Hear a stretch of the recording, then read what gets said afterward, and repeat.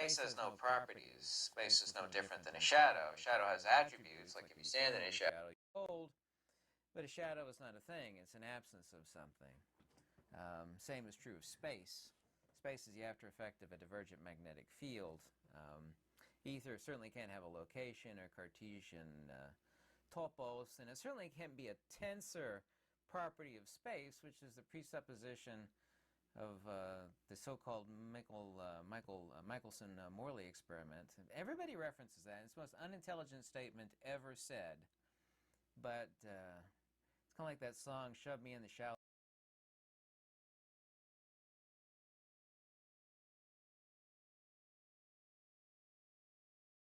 Space has no properties. Falsify the ether if it's undetectable. Well, that's actually accurate.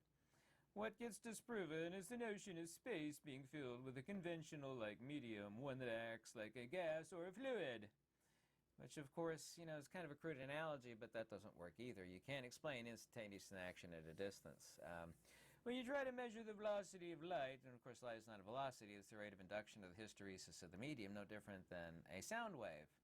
When we say sound wave, sound is not an emission. That's not my opinion, that's a fact. Sound is a disturbance of a medium. That, of course, is of the air.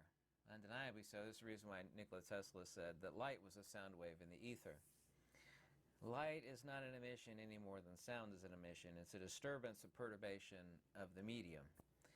And there are specific geometries of these perturbations that we call either gravity or electricity, which is actually a hybrid of dielectricity and magnetism, and the conjugate pair of the entire universe, which is dielectricity and magnetism. The geometry of dielectricity is centripetal in increasing inertia and acceleration, and its geometry is that of a hyperboloid. Force and motion, centrifugal divergence, the geometry of magnetism, literally the dielectric field through loss of energy or inertia, and its geometry, of course, is the torus. So actually refuting themselves here, and they do refer to the ether, they just call it dark matter and quantum foam and all this. It's a quantum effect. Detectable and definable. Gravity, for example, of course, is a centripetal, hello, I'm going to edit that out of this video. Centripetal ether torsion. Masses, of course, are not even accelerating towards one another. That actually disproves GR in curved space-time and SP and GR, special relativity, and general relativity. You can actually see that underneath the magnetic torsion, underneath the supercell, for example. The acceleration thereof, which of course is not based on magnetism, that's point source mutual mass acceleration, i.e. dielectric acceleration, no different than static cling when your socks stick together after you pull them out of the dryer, no different than non-point source mutual mass acceleration, i.e. conventional gravity. This, of course, is ether torsion. Tesla, of course, scoffed at the idea of warped space-time, and of course Tesla was right, and these people were wrong. This is Nikola Tesla. To say the presence of large bodies, space becomes curved is equivalent to saying that something can act upon nothing. I, for one, refuse to subscribe to such a view. He called, of course, Einstein, this is Tesla, called him a fuzzy-haired crank. Called him a crackpot, too, in another quote. My conclusions differ from that of Einstein's. To the extent that they disprove Einstein's theory of GR, my explanation of natural phenomena are not so convoluted as his. They are much more simple, and when I'm ready to make full announcement, I will show that I've proven my conclusions. That, of course, is one of the countless trunks that were stolen from Nikola Tesla when he passed away. The theory of relativity is a massive error and deceptions, violently opposed to the teachings of great men in science. Since action and reaction are coexistent, he means also too simultaneous, it follows that supposed curvature of space is entirely impossible. Let's actually get to some of the logical proofs, which of course is true.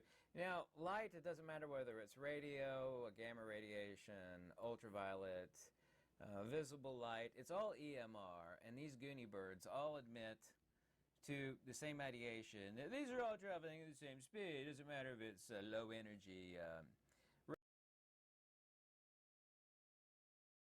The medium is the ether.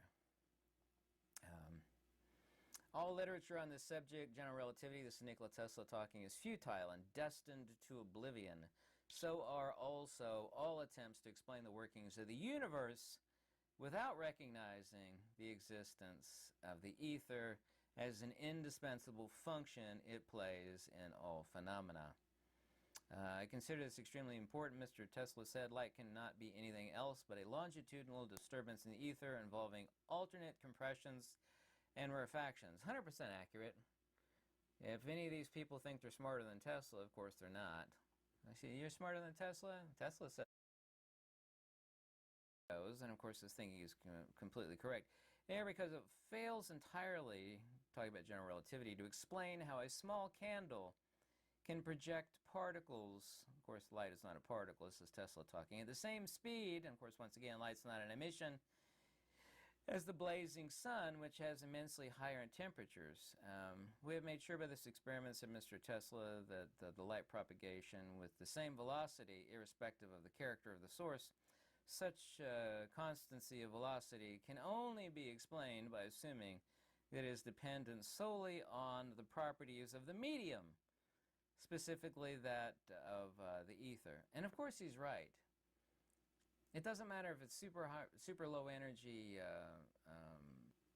infrared and visible light from a candle, or ultra high energy light of the sun, or even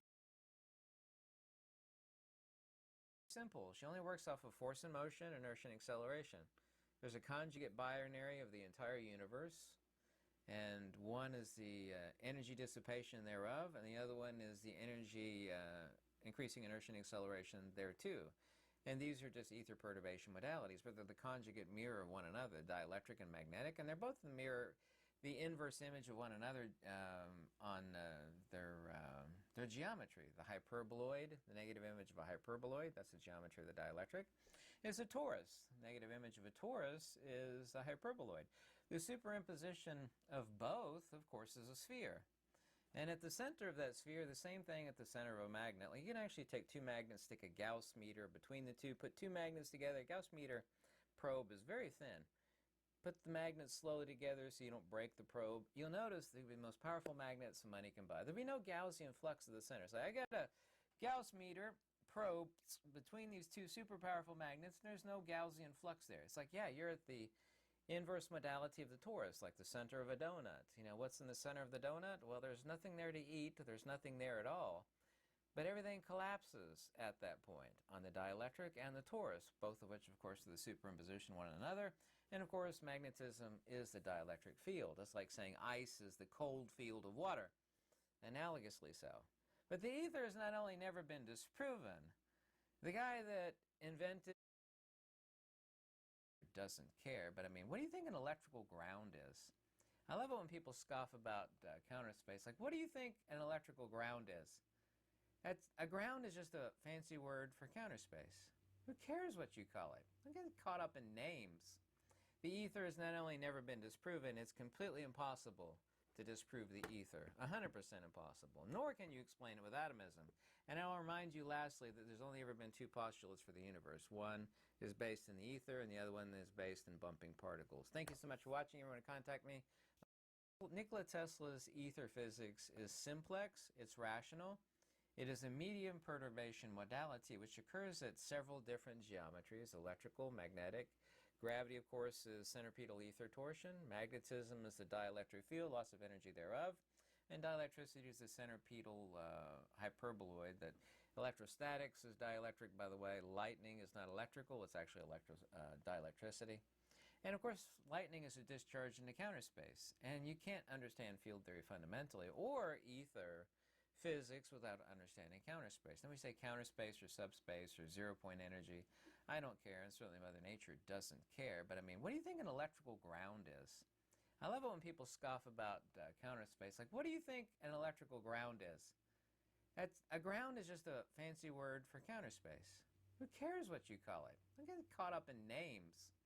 The ether has not only never been disproven, it's completely impossible to disprove the ether. 100% impossible. Nor can you explain it with atomism.